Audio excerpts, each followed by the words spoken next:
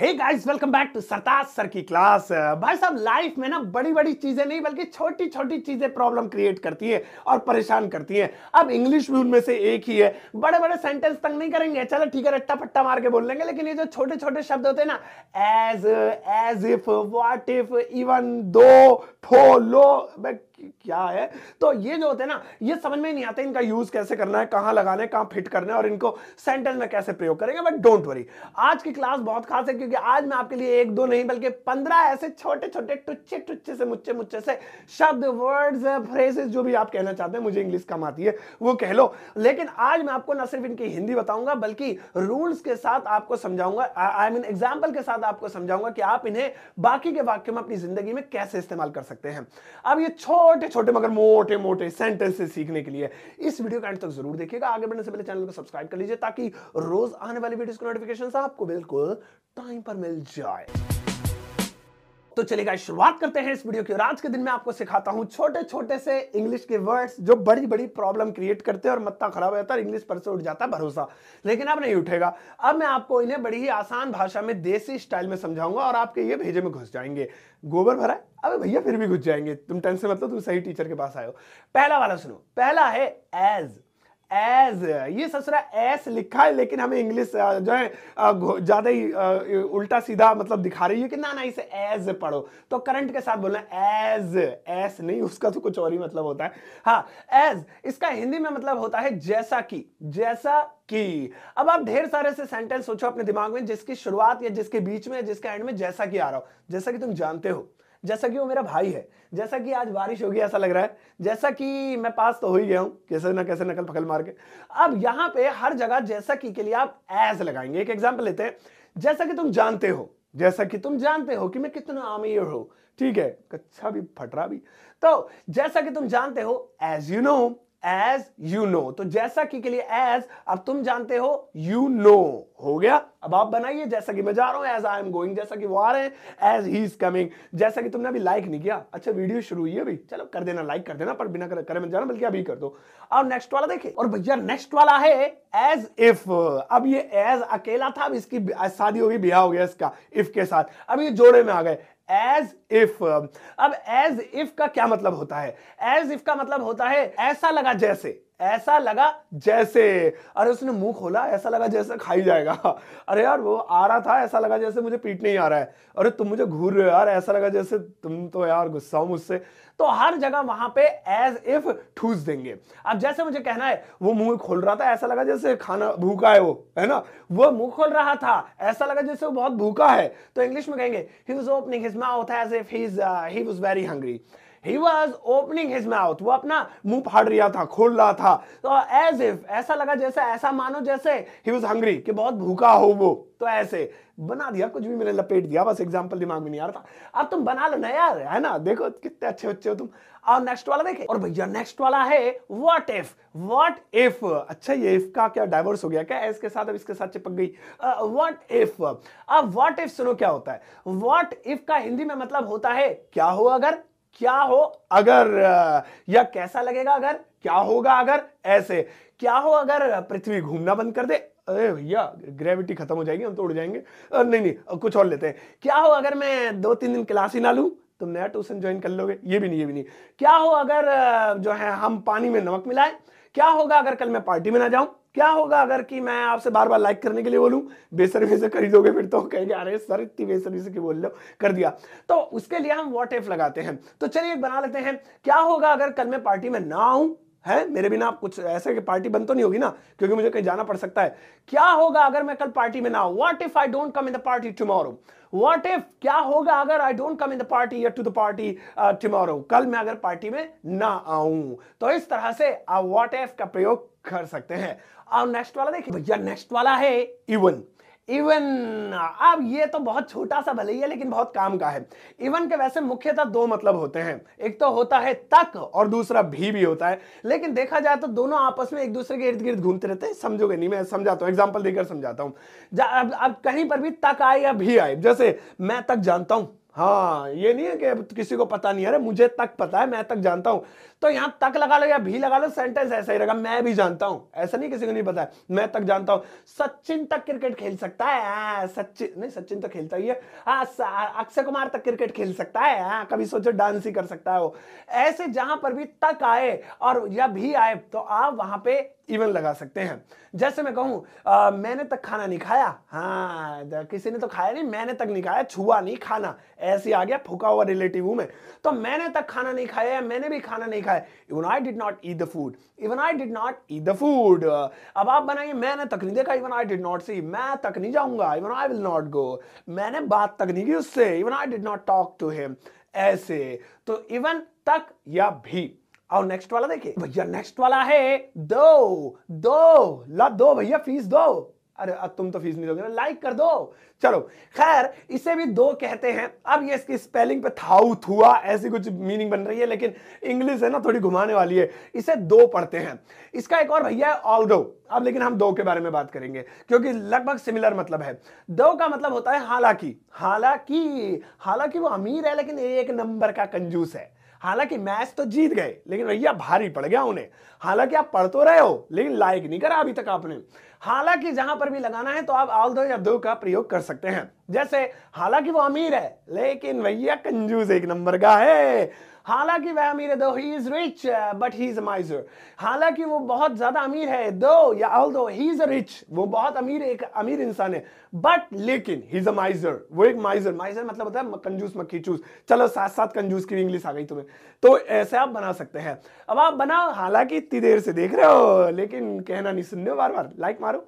और नेक्स्ट वाला देखिए, और भैया नेक्स्ट वाला है over and over. Over and over ये भी बहुत काम आता है। ओवर एंड ओवर का हिंदी में मतलब होता है बार बार, बार बार। मुझे पहले लगता था जब मुझे इंग्लिश नहीं आती थी ना, ओवर एंड ओवर, अच्छा मतलब 20 ओवर के बाद 40वां ओवर, 50वां ओवर, दे ओवर, ओवर पे ओवर, मैच ही खत्म नहीं हो रहा है।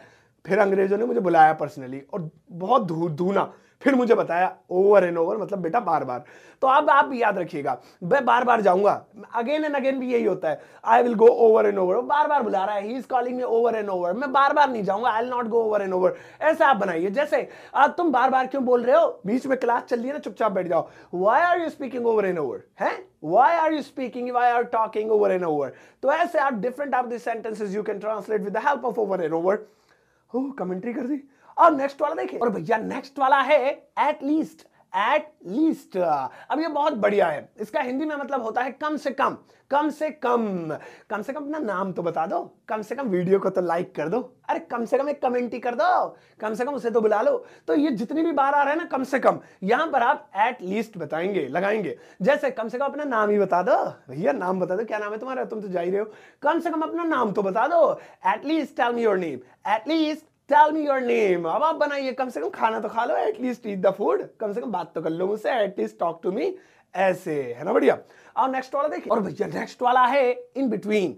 इन बिटवीन इसका मतलब होता है इसी बीच या इसी दौरान, जिस वक्त ये काम हो रहा था बस उसी टाइम, उसी बीच, उसी टाइम भी बोलते हैं। जैसे अरे मैं खाना खा रहा था उसी टाइम पापा आ गए, यानी उसी बीच पापा आ गए, उसी दौरान पापा आ गए। अरे यार मैं कल क्रिकेट खेल रहा था, उसी टाइम मेरा बल्ला टूट गया, या उसी दौरान मेरा बैट टूट गया, मतलब जो भी है। तो उसी टाइम, उसी बीच, उसी दौरान, इसे आप इन बिटवीन बोलेंगे। जैसे मुझे कहना है मैं खाना खा रहा था, इसी बीच पापा ने मुझे बुला लिया, पापा कहने लगा आजा आजा खाना बाद में ठूसिए, पहले चल पढ़ने बैठ जा। तो यहाँ पे I was eating the food in between, father call me. I was eating the food, मैं खाना भर रहा, खाना खा रहा था। इन बिटवीन इसी बीच, इसी दौरान, फादर कॉल मी, पापा ने मुझे कॉल्ड मतलब बुला लिया। ऐसे तो इन बिटवीन याद रखना। नेक्स्ट वाला देखिए, और भैया नेक्स्ट वाला है फर्दर। फर्दर, फादर पादर मत पढ़ लेना इसे, फर्दर। अब फर्दर भी बहुत काम का है और इसे आप कई जगह लिखा हुआ देखेंगे, छोटा सा है लेकिन बहुत बढ़िया है ये। फर्दर का हिंदी में मतलब होता है आगे का, आगे की, आगे के, ये इसी का ही मतलब होता है। मैंने एक ही लिख दिया, काकी के तो आप बदल ही सकते हो ना। आगे का, आगे की जानकारी मेरे पास नहीं है, आगे का रास्ता ये तुम्हें बताएंगे, आगे का, आगे की जो प्रॉब्लम है ना ये तुम्हारी हैंडल करेंगे। आगे की कहानी मैं नहीं सुनाऊंगा। तो ये जितनी बार भी सेंटेंस में आगे का, आगे की, आगे के आता है ना, इसे फर्दर बताएंगे। जैसे आगे की जानकारी मेरे पास नहीं है जी, मेरे पास यहीं तक की जानकारी थी, इसके आगे टिकट की जानकारी आपको वहां काउंटर से मिलेगी, देख लो यहां से। आगे की जानकारी मेरे पास नहीं है। I don't have further information, I don't have further information. देखो आई डोंट हैव मेरे पास नहीं है, क्या नहीं है? आगे की जानकारी, फर्दर इंफॉर्मेशन। अब जिसके लिए भी आगे की लगाना ना, फर्दर लगा दो। आगे की कहानी, फर्दर स्टोरी, आगे का रास्ता, फर्दर वे, है ना, आगे के कपड़े, फर्दर कपड़े। और नेक्स्ट वाला देखिए, और भैया नेक्स्ट वाला है all of this sudden. All of this sudden वैसे से बिना दा के भी प्रयोग कहीं कहीं किया जाता है, ऑल ऑफ सडन ऐसे भी। ऑल ऑफ दिस सडन का मतलब होता है अचानक से, अचानक से, अचानक से वो गिर गया नीचे, अचानक से मेरे पापा आ गए, अचानक से भाई ट्रेन रुक गई, ओ भाई जंगल में हमारे तो फुरफुरी छूट गई बॉडी में। तो जहां पर भी अचानक से हो, ऑल ऑफ दिस सडन लगा सकते हो, सडनली भी लगा सकते हैं, छोटा सा, लेकिन कुछ नया ट्राई करो।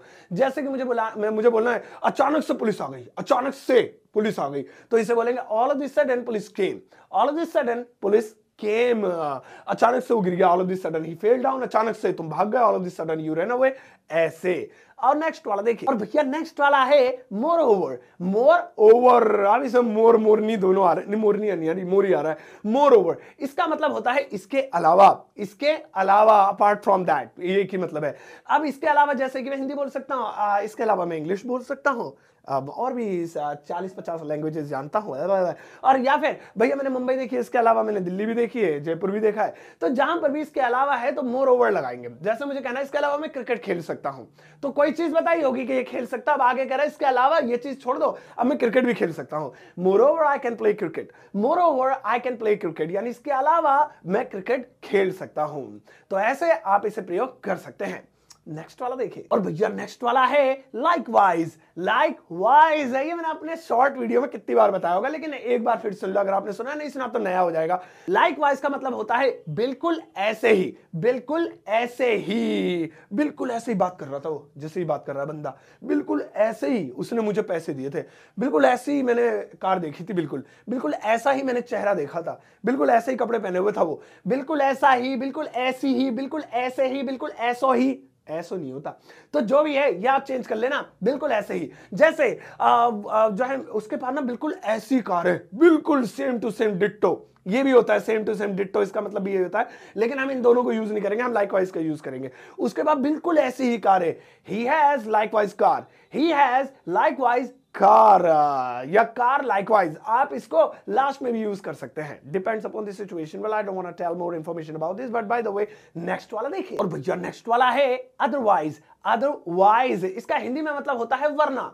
वरना, अरे मुझे पैसे दे दो वरना अच्छा नहीं होगा, वीडियो को लाइक कर दो वरना मैं बहुत डिप्रेशन में चला जाऊंगा, उसे बुलाओ वरना भाई साहब पापा डांटेंगे, और जल्दी से खाने कमाने लग जा वरना तेरी शादी ना होगी, ब्याह ना होगा। तो वहां पे हम अदरवाइज का प्रयोग करते हैं। जैसे हम देखना है मुझे पैसे दे दो वरना मैं तुम्हें पीटूंगा, so give me money otherwise I will beat you. Give me money, मुझे पैसे दे दो, अदरवाइज वरना आई विल बीट यू, मैं तुम्हें पीट दूंगा, ठोक दूंगा जो है। तो ये भी आप प्रयोग कर सकते हैं। तो जहां पर भी आपको वरना हो रहा है, वरना मैं नहीं आऊंगा, अदरवाइज आई विल नॉट कम, वरना ना, वरना मैं पूछूंगा नहीं, otherwise I will not ask. तो ऐसे। और नेक्स्ट वाला देखिए, और भैया नेक्स्ट वाला है एट ऑल। एट ऑल इसका हिंदी में मतलब होता है किसी भी कीमत पर, किसी भी कीमत पर, किसी भी कीमत पर उसकी शक्ल नहीं देखूंगा मैं, किसी भी कीमत पे इस शादी में खाना नहीं खाऊंगा मैं, गोलगप्पे ला जल्दी, किसी भी कीमत पे उससे बात नहीं करूंगा मैं, किसी भी कीमत पे इंग्लिश सिखा के रहूंगा मैं। तो वहां पे हम एट ऑल लगाते हैं। मैं किसी भी कीमत पे नहीं जाऊंगा, हाँ मुझे कोई लेके नहीं जा सकता, बस ना भाई मैं उसके दहलीज पे कदम भी ना रखूं, मैं किसी भी कीमत पे नहीं जाऊंगा। I will not go at all, I will not गो, मैं नहीं जाऊंगा, ये तो इतना हो गया। अब किसी भी कीमत पर at all, I will not go at all, मैं किसी भी कीमत पर बात नहीं करूंगा, आई will not talk at all, मैं किसी भी कीमत पर उसका थोबड़ा नहीं देखूंगा, आई will not see his face at all. ऐसे अब किसी भी कीमत पर लाइक कर दो, like the video at all. और नेक्स्ट वाला देखे डिटॉल या एट ऑल। नेक्स्ट वाला देखे भैया, नेक्स्ट वाला है परहैप्स। परहैप्स इसका मतलब होता है हिंदी में शायद। शायद जहां पर आप किसी चीज के लिए आइडिया लगाकर, अंदाजा लगा के बोल रहे हैं शायद आज बारिश होगी, शायद वो आज नहीं आएगा, शायद बस वीडियो को यहीं पर एंड करना पड़ेगा, तो वहां पे हम परहैप्स लगाएंगे। जैसे शायद वो आज नहीं आएगा, अरे भाई देर हो गई, 10 बज गए, 9 बजे आ जाता है वो तो, मुझे लग रहा है छट्टी गली में शायद आज वो नहीं आएगा, शायद आज वो नहीं आएगा। Perhaps he will not come today, he will not come today यानी आज नहीं आएगा, लेकिन शायद पहले बोलना है तो perhaps he will not come today. शायद तुम्हें वीडियो अच्छी लगी, perhaps you like the video. शायद मैं नहाऊंगा आज, perhaps I will take a bath. ऐसे ओके गाइस, होमवर्क टाइम है, वो करके जरूर जाना, क्योंकि हर एक क्लास के बाद होमवर्क तो बनता है ना, वो जरूरी भी है आपकी प्रैक्टिस के लिए। तो आज मैंने इंग्लिश के ढेर सारे ऐसे छोटे छोटे वाक्यों को, छोटे छोटे शब्दों को, फ्रेजेस को इकट्ठा किया इस वीडियो के जरिए, जो अक्सर लोगों को तंग करते हैं और कमेंट सेक्शन में आप भरे पड़े थे कि ये बताओ सर, इसकी मीनिंग बताओ। आज बता दिया। अब आपके लिए होमवर्क है, लगाना। यहाँ पर आप कुछ सेंटेंसेस देख पा रहे होंगे, इन सभी की ट्रांसलेशन करनी है। इन सभी में वो शब्द यूज हुए हैं जो आज मैंने आपको इस वीडियो में सिखाए हैं। अगर आपको समझ नहीं आया तो वीडियो को दोबारा से देखिए और फिर इस होमवर्क को कीजिए, लेकिन जरूर कीजिए, क्योंकि होमवर्क करने से आपके अंदर भी एक आएगा, हाँ यार कुछ पढ़ाई की आज हमने, क्या वीडियो देख के, यार वीडियो तो सब लोग कच्चे बादाम की भी देखते हैं। हाँ, कच्चे बादाम से याद आया, नई वीडियो नहीं आई उनकी कोई। सही है। अब जाओ इस वीडियो को सबके साथ शेयर करना, फेसबुक, व्हाट्सएप, इंस्टाग्राम पर, यूट्यूब पर तो देख ही रहे हो, फेसबुक पर देख रहे हो तो मेरे पेज पर देख रहे होगे सरताज क्लासेस, वहां भी शेयर कर देना, स्टेटस पे लगा लेना, और जाते जाते इस वीडियो को एक टुच्चा सा लाइक देकर जाना।